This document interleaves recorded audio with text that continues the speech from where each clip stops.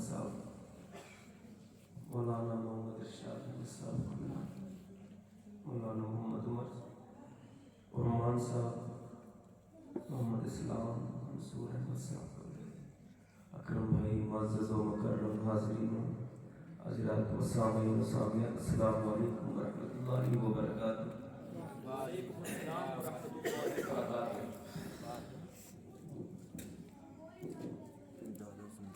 نحمده ونصلي على رسوله الكريم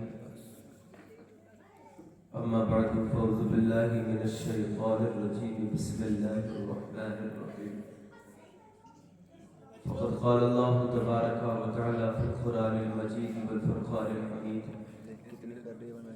كنتم خير أمة أخرجت للناس صدق الله مولانا العظيم وبلغنا رسوله النبي الأمين المتين الكريم الرؤوف الرحيم ونحن على ذلك لمن الشاهدين والشاكرين والحمد لله رب العالمين۔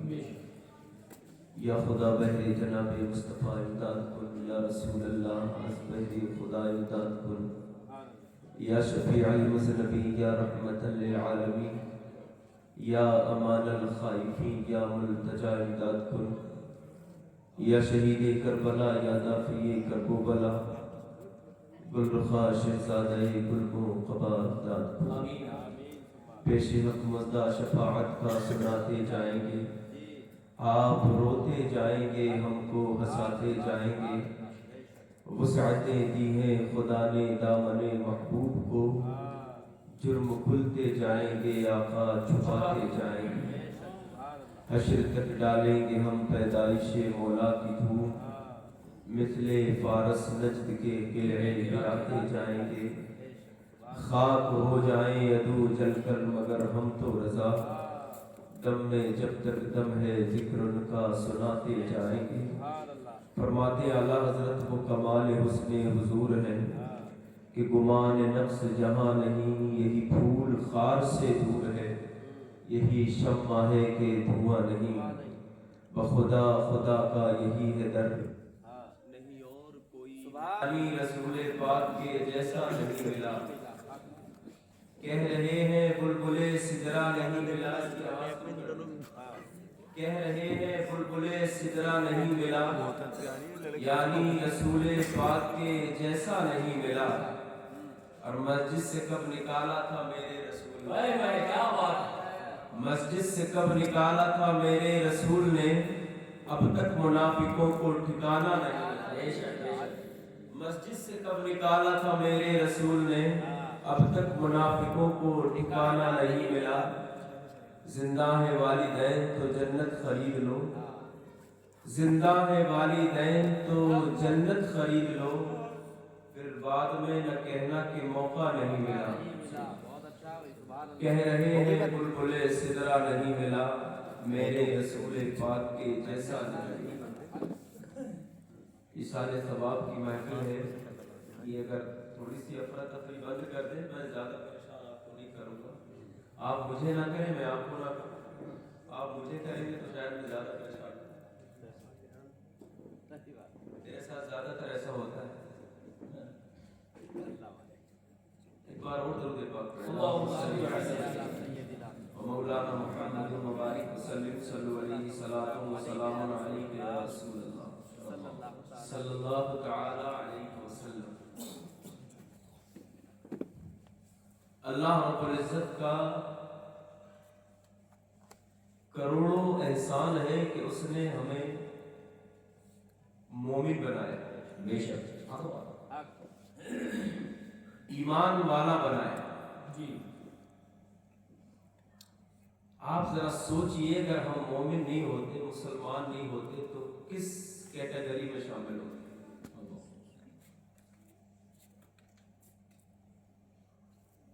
یہ دھرتی جسے ہندوستان کہتے ہیں،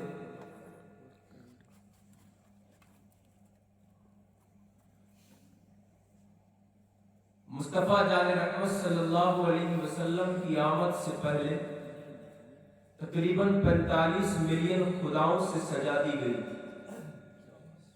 ہر چیز بندگی طلب کر رہی تھی، ہر چیز سجدہ مانگ رہی تھی،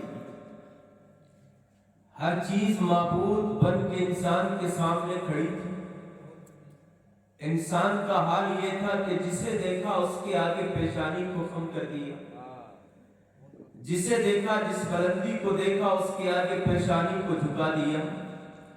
دریا کی اٹھتی ہوئی طغیانیوں کو دیکھا تو اس کے آگے پیشانی جھکا کے سجدے میں ڈال کے بیٹھ گیا. کبھی ہواؤں کو چلتے دیکھا تو ان کے آگے پیشانیوں کو جھکایا.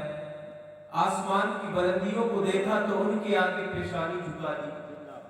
یہ میں ان مذاہب کی بات کر رہا ہوں جن مذاہب سے ہمارا دور دور تک کوئی تعلق نہیں ہے.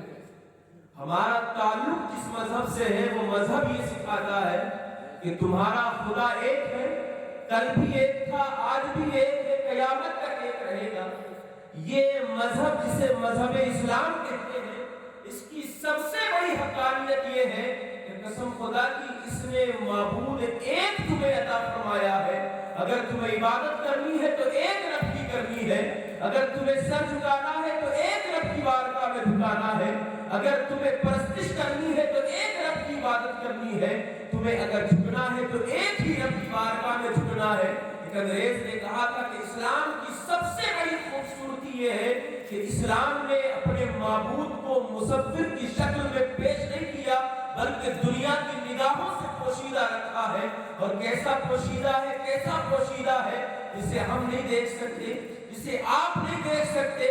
اور دیکھنے کی بات کروں تو حضرت علی کہتے ہیں میں اپنے سر کو جب سجدے میں رکھتا ہوں تو سر کو سجدے سے تب اٹھاتا ہوں جب میں رب کا دیدار حالت سجدہ میں کر لیتا ہوں. لیکن اتنا نامحیط، اتنا لابصیر ہے اور ہماری نگاہیں محدود ہیں.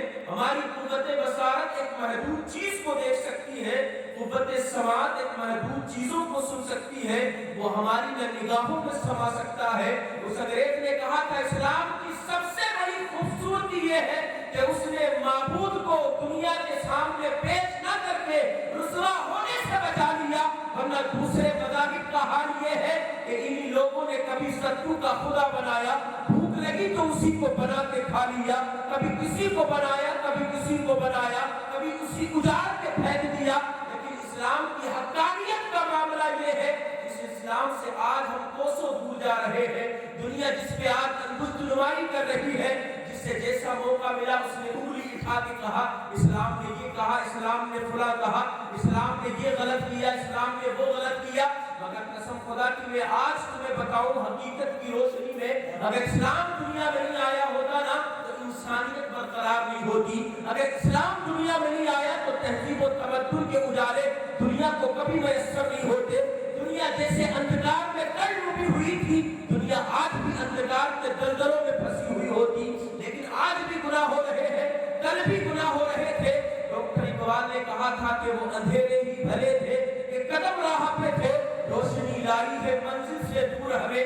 جب ہم ڈبیوں میں زندگی گزارتے تھے میرا تمہارا حال یہ تھا کہ ہم نے اپنے بڑوں کا ادب و احترام سلامت رکھا تھا، ہم نے اپنے چھوٹوں کے سروں پر دست شفقت رکھا ہوا تھا، بھائی بھائی کی محبت کو سمجھتا تھا، اولاد ماں باپ کی محبت کو جانتی تھی. جب سے ہم نے تہذیب و تمدن کے دور میں زندگی گزارنا شروع کیا بھائی بھائی سے رخصت ہو گیا، ماں باپ کے دل، ماں باپ کی محبت اولاد کے دلوں سے رخصت ہو گئی. ہم نے اسلام کو حقانیت کے ساتھ پہچاننا نہیں چاہا. قسم خدا کی اسلام یہ ہے، آج دنیا کہتی ہے اسلام نے کبھی انصاف نہیں کیا، مگر قسم خدا کی یہ حقیقت نہیں ہے. کوئی کہتا ہے اورنگزیب نے انصاف نہیں کیا، کوئی کہتا ہے معاذ اللہ محمد رسول اللہ سے بڑا ظالم کوئی نہیں ہے. مگر آپ نے تاریخ کے پردے پہ تمہیں ابھرتے ہوئے لہجوں میں کچھ باتیں بتا کے گزر جانا چاہتا ہوں. 18 سال کی عمر ہے محمد بن قاسم کی، اس کی آواز کم کریں. 18 سال کی عمر ہے محمد بن قاسم کی. کتنی عمر ہوتی ہے آج جس عمر میں لوگ بیڑیوں میں سگریٹوں میں کش لگاتے نظر آتے ہیں. 15 12 سال کے بچے ماں باپ کی نظروں سے اوجھل ہو کے کسی کی دکان پہ کوئی سگریٹ پی رہا ہے، کوئی تمباکو میں دم مار رہا ہے، کوئی بیڑی پی رہا ہے، کوئی فلاں نشے میں گرفتار ہے، کوئی کسی نشے میں گرفتار ہے. مگر قسم خدا کی مسلمانوں، اسلام کی مقدس شہادت تمہاری زندگیاں اللہ نے اس لیے نہیں عطا فرمائی تھی. تمہارے جسم میں جو سانسیں توڑ رہی ہے اس لیے سانسیں تمہیں عطا نہیں کی تھی کہ تم اپنی زندگیوں کو شراب کے اڈوں پر رکھ کے گزارو گے, تم اپنی زندگیوں کو اللہ اکبر تمباکو نوشی کی زندگی میں بسر ہو کے زندگی گزارو گے.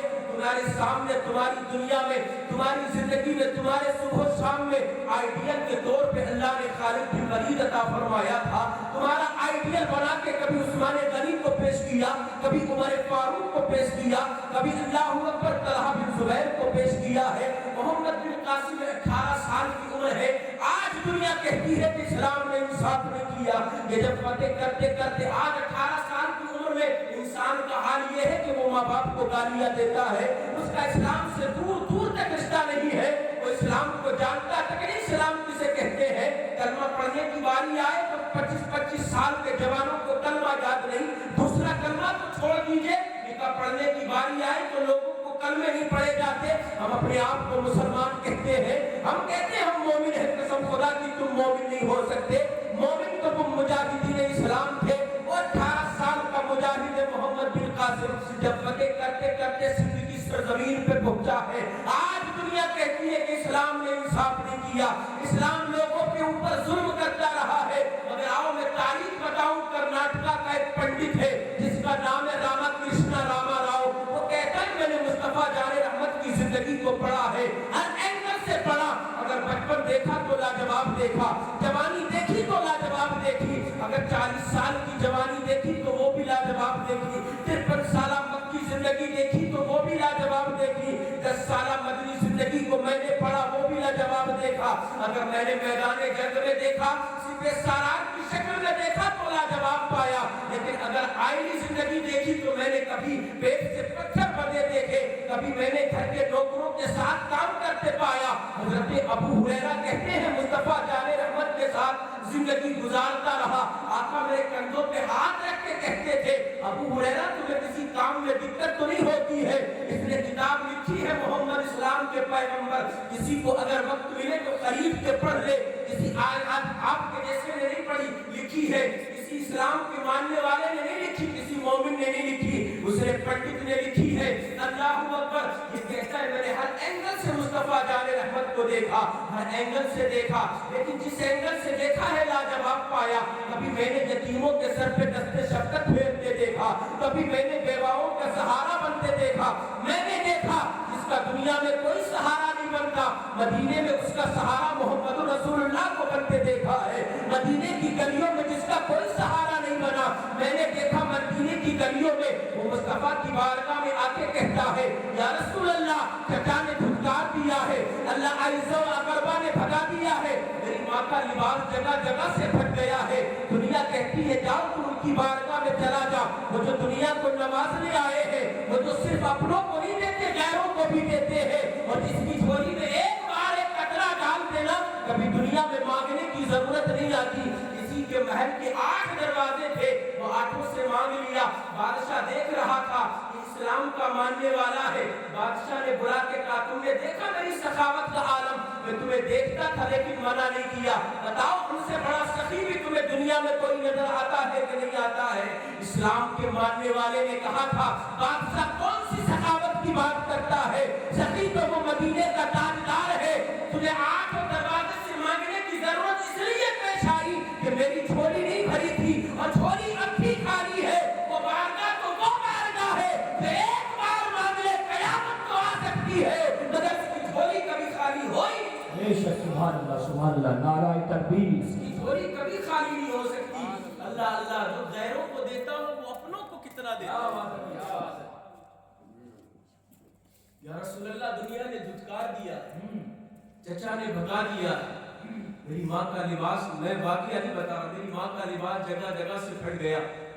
آقا نے اپنی چادر رحمت اتار کے اس بچے کے حوالے کی تھی. اللہ کون دیتا ہے, دینے کو منہ چاہیے, دینے والا ہے سچا ہمارا نبی, اس سے بہتر دینے والا کوئی ہو. دنیا کہتی ہے معاذ اللہ ظالم. وہ صرف سندھ کی سرزمین پہ پہنچے, اس دور کی بات کر رہا ہوں جب اپنوں کے ہاتھوں سے جوان بچیوں کی عزتیں چوراہوں پہ نوچی جا رہی تھی. جب ہمارا مسلم پرسنل اللہ تھا, تمہارے مردوں کے ہاتھوں لٹتی ہوئی عزتیں تمہاری ہی بہو بیٹیوں کی عزتیں تھی, ہم نے حفاظت کی تھی. ہم نے تمہاری اترتی ہوئی بچیوں کے سروں سے دوپٹے اتار کے ہم نے ہی تمہاری سروں کی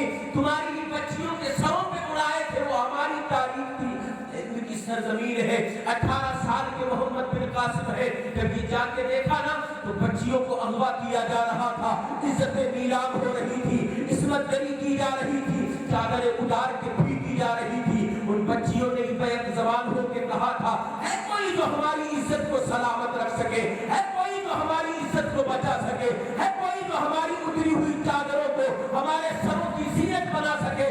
आज तो हमारा मामूल ये है, आज तो हमारा किरदार ये है, हमारे सरों से दुपट्टे उतर के गलों की जीनतें बन गए हैं। मेरे आका ने 1400 साल पहले फरमाया था, एक दौर के बाशिंदे ऐसे होंगे, एक दौर ऐसा आएगा जब गुनाह आम हो जाएंगे, जब जिनाकारियां आम होगी, जब शराब के अड्डे मुसलमानों के जवानों से आबाद होंगे। अल्लाह अकबर। मुस्तफा जान रहमत फरमाते हैं, जब ये बुराइयां खुल्लम खुल्ला होने लगे, ईमानदारी से बताओ कौन सा गुनाह है जो मुसलमान खुल्लम खुल्ला नहीं करता। आप जटपुरे जाके देखें, सबसे ज्यादा शराब के अड्डों पे अगर कोई खड़ा मिलेगा तो मुसलमान का बच्चा है। सबसे ज्यादा जिनाकारी के अड्डे किसी कौम से आबाद है तो मुस्लिम कौम के नौजवान है। तुम्हें शर्म से डूब के मर जाना चाहिए। कौन से मुस्तफा जान रहमत के गुलामी का सबूत देते हो? वो सालवा है, मुस्तफा जान रहमत ने किसी काम से भेजा था, अचानक नजर न किसी के गैर महरम के चेहरे पे पड़ गई, जिससे भी पड़ी है।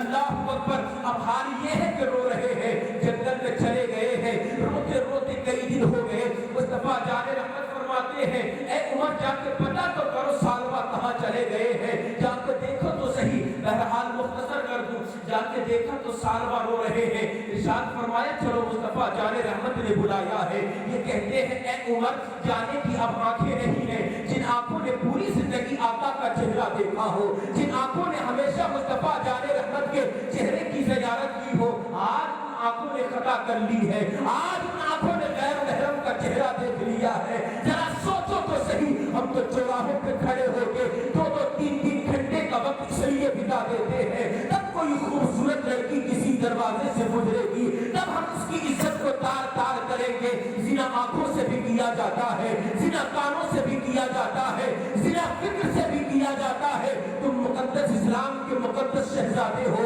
तुम्हारी फिक्र इतनी मजबूत होनी चाहिए, तुम्हारी तहजीब इतनी मजबूत होना चाहिए, तुम्हारे चलने का अंदाज ये हो, देखने वाला देख के कहे, ये मुस्तफा का गुलाम जा रहा है, ये मुस्तफा का आशिक जा रहा है। और कसम खुदा की, जब मेरी तुम्हारी शान ये थी, जब हमें देख के कोई कहता था ये मुस्तफा का गुलाम है, तो तारीख ने पलट के कहा था, दस्त तो दस्त है, दरिया भी न छोड़े हमने, पहले जुल्मात में दौड़ा दिए थोड़े हमने।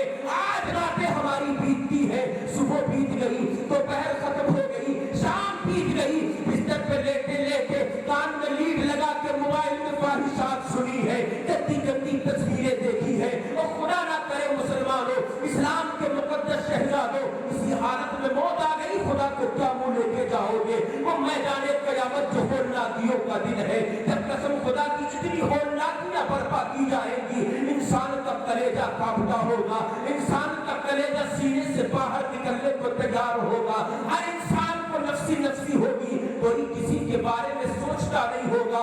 आज हमारी रातें बीत जाती है, आज हमारा दिन गुजर जाता है, हमें ख्याल तक नहीं आता अल्लाह ने किस लिए दुनिया में भेजा था, किस लिए दुनिया में मबूस किया था। तुम भूल रहे हो। कसम खुदा की, तुम इस्लाम के मुकद्दस शहजादों की तारीफ उठा के पढ़ो। आज हमारी रातें बीत गई, हमें कभी एहसास नहीं हुआ, कभी हम एहसास से कमतरी के शिकार नहीं हुए। बोला रात गुनाहों में बसर की है, ये आजा गवाही देंगे, ये पैर कहेंगे मौला गलत रास्ते की तरफ ये गया था, ये आंखें कहेंगी चौराहों की बहू बेटी की इज्जत को तार तार किया था, किसी की बुराई सुनी थी, किसी को गलत कहा था।